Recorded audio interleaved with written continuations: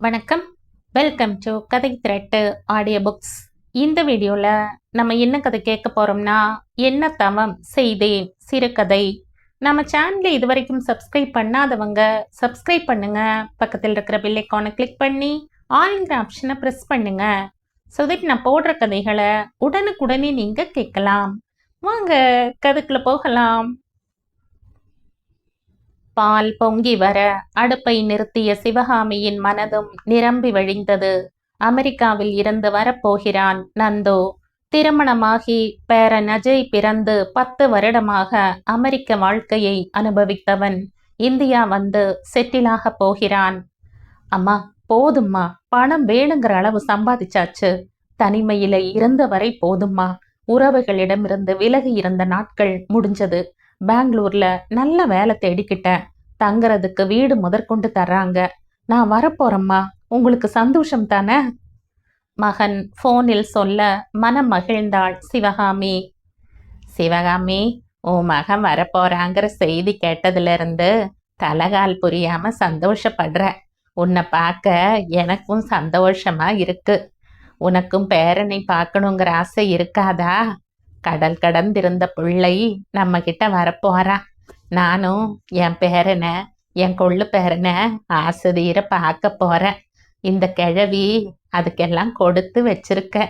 எல்லாம் இறைவன் கருணை. மருமகளிடம் மனம் நிறைவாக சொன்னாள் வைதேகி. தாலுகா ஆபீஸில் கிளார்க்காக இருந்து ரிட்டையர்டு ஆனவர் சண்முகம். அவரின் ஒரே மகன் நந்து என்கிற நந்தகுமார். அவரும் அவருடைய தாய் தந்தைக்கு ஒரே பிள்ளையாக இருந்ததால் சிவகாமியை கை பிடித்தவுடன் கடைசி வரை பெற்றவர்களுடன் தான் இருக்க வேண்டும். கடைசி வரை அவர்களை நம் பாதுகாப்பில் தான் வைத்து கொள்ள வேண்டும் என்று அவளிடம் கேட்டுக்கொண்டார். சிவகாமியும் மாமனார் மாமியார் மனம் கோணாமல் நடந்து கொண்டாள். நந்து பிறந்த போது பேரனை பார்த்து சந்தோஷப்பட்டாள் வைதேகி. அவனை சீராட்டி பாராட்டி பிரியத்தை கொட்டி வளர்த்தது வைதேகிதான். மருமகளை மகளாக நினைத்து பிரியம் காட்டினாள். தோ உடல் தளர்ந்து வயது 80 நெருங்கும் வைதேகி இன்னும் தன்னால் முடிந்த உதவிகளை மருமகளுக்கு செய்து கொண்டுதான் இருக்கிறாள். அவள் கணவர் ரங்கசாமிக்கு வயது 85. ஆனாலும் காது சரியாக கேட்காத குறையை தவிர நடமாடி கொண்டிருந்தார். வைதேகியும் ரங்கசாமியும் மருமகளை நினைத்து பெருமைப்படாத நாளில்லை. கட்டிலில் படுத்திருந்த சண்முகத்தின் அருகில் உட்கார்ந்தாள்.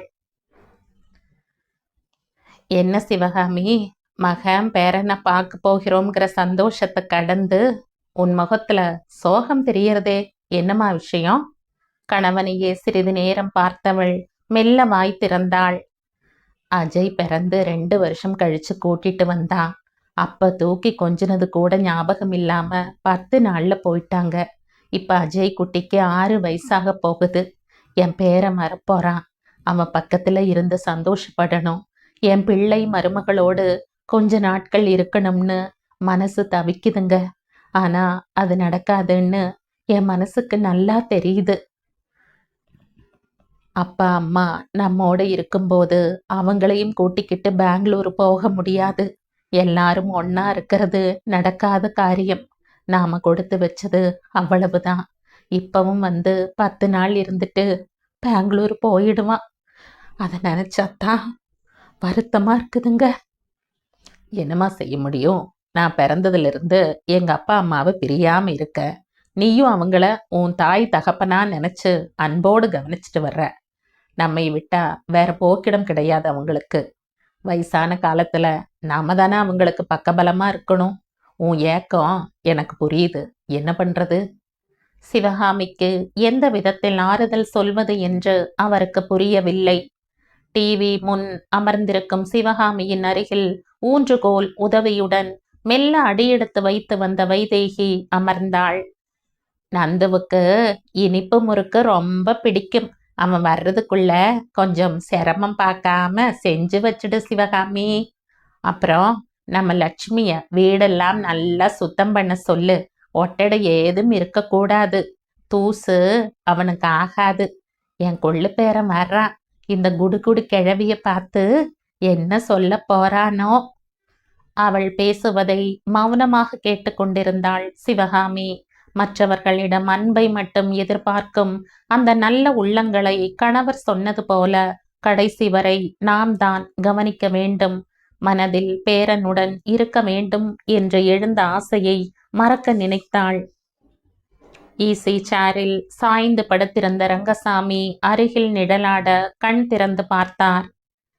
சண்முகம், இங்க வாப்பா, உங்கிட்ட கொஞ்சம் பேசணும் சொன்னவர் அருகில் அமர்ந்திருக்கும் வைதேகியை பார்த்து, உன் மருமகளையும் வர சொல்லு அவர் சொல்ல அங்கு வந்த சிவகாமி, என்னப்பா விஷயம், எதுக்கு கூப்பிடுறீங்க கேட்டபடி வைதேகியின் காலடியில் அமர்ந்து கொண்டாள். நம்ம நந்து அமெரிக்காவிலிருந்து வரப்போறா, இந்தியாவிலேயே இருக்கிறதா முடிவு பண்ணிட்டாங்கிறது எவ்வளவு சந்தோஷமான விஷயம். பெத்த மனசு நிறைஞ்சிருக்கும்னு எனக்கு தெரியுதுப்பா. இத்தனை வருஷம்தான் நீங்க 2 பேரும் பிள்ளையையும் பேரனையும் பிரிஞ்சிருந்தீங்க. அவன் வந்ததும் நீங்களும் அவன் கூட பெங்களூரு போய் 1 வருஷம் இருந்துட்டு வாங்க. சிவகாமிக்கும் பேரனோடு இருந்த திருப்தி கிடைக்கட்டும். அப்பா, நீங்க என்ன சொல்றீங்க அதிர்ந்தார் சண்முகம். ஏன் சண்முகம் பதட்டப்படுற? நாங்க 2 பேரும் இருக்கும்போது எங்களை தனியா விட்டுட்டு எப்படி போக முடியும்னு யோசிக்கிறையா?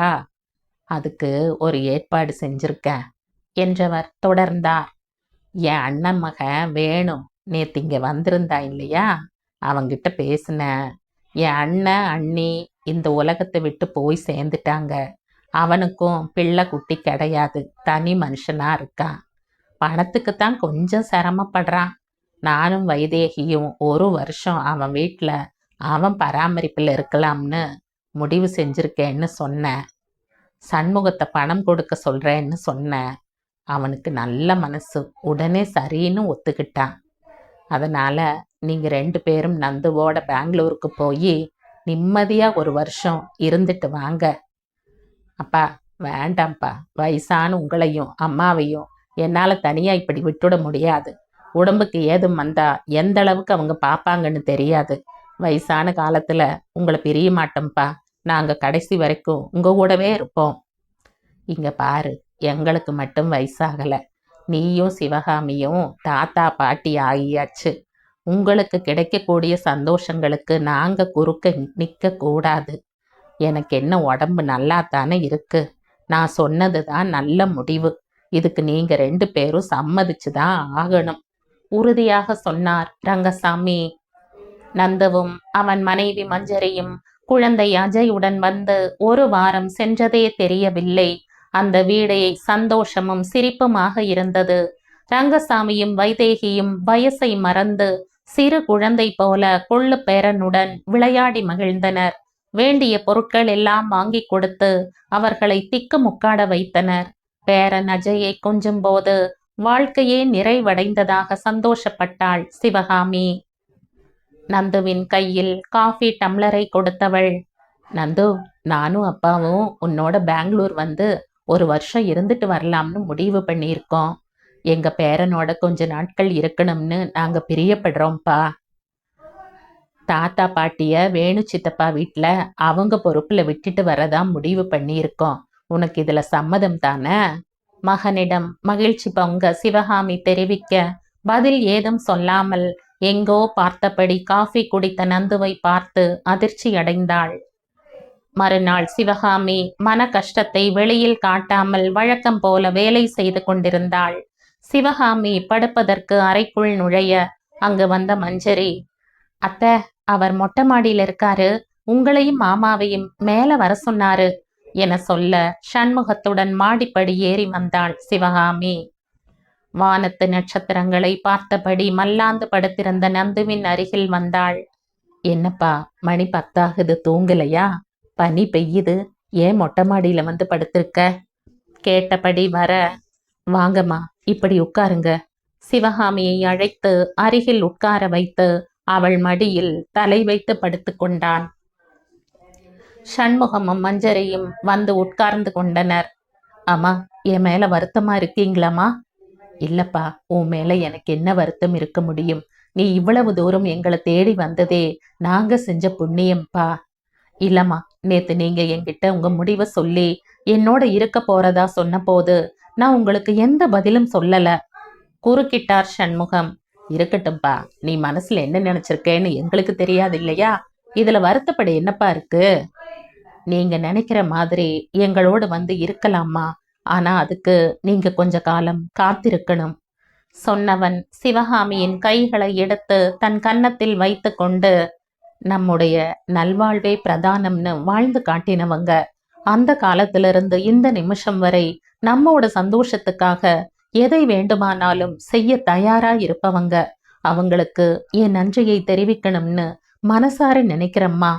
வாழ்க்கையின் இறுதி கட்டத்தில் இருக்கும் அவங்களை கொஞ்ச காலம் என்னோடு அழைச்சிட்டு போய் வச்சிருந்து, குழந்தையா இருக்கும்போது என் தேவைகளை பார்த்து பார்த்து நிறைவேற்றின அவங்களுக்கு அவங்க மனசு குளிர நான் பணிவிடை செய்யணும்னு நினைக்கிறம்மா. அப்பா, உங்க மகனாக உங்க பொறுப்பை இனி நான் ஏத்துக்கிறேன். இதுல உங்களுக்கு ஏதும் ஆட்சேபனை இருக்காமா? மகனின் வார்த்தைகள் சிவகாமியை மெய் சிலிர்க்க வைத்தது. நந்து, உன்னை மகனா பெத்தெடுக்க நான் என்ன தவம் செய்தேன்னு தெரியலப்பா. பெத்தவங்களையே திரும்பி பார்க்காத பிள்ளைகள் இருக்கிற இந்த காலத்துல தாத்தா பாட்டியை கூட வச்சிருந்து அவங்களுக்கு பணிவிடை செய்யணும்னு நினைக்கிறையே, உனக்கு நல்ல மனசுப்பா. இந்த மனசு உங்ககிட்டையும் அப்பா கிட்டையும் இருந்து வந்ததுமா. நீங்க 2 பேரும் பெரியவங்களுக்குரிய மரியாதையை கொடுத்து அவங்கள இவ்வளவு வருஷம் அன்பா கவனிச்சுட்டு வரீங்களே, உங்கள மாதிரி தானம்மா நானும் இருப்பேன்.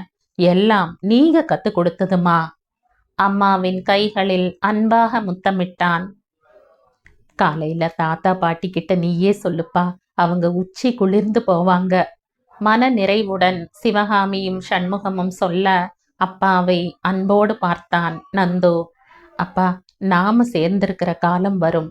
அது வரைக்கும் நீங்க இதுவரை அனுபவிக்காத ஒரு வாழ்க்கையை வாழ போறீங்க.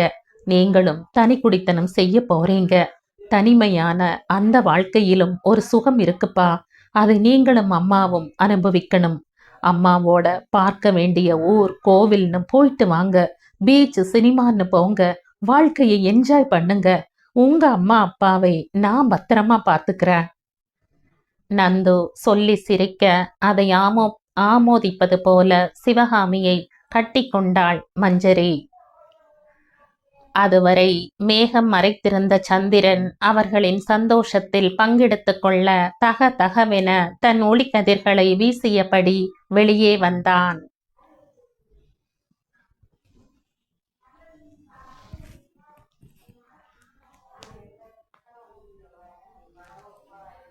2007ஆம் ஆண்டு வெளிவந்த சிறுகதை இது.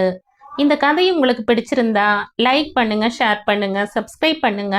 மற்றும் ஒரு இன்ட்ரெஸ்டிங்கான கதையோட அடுத்த வீடியோல சந்திப்போம். பாய். தேங்க்யூ.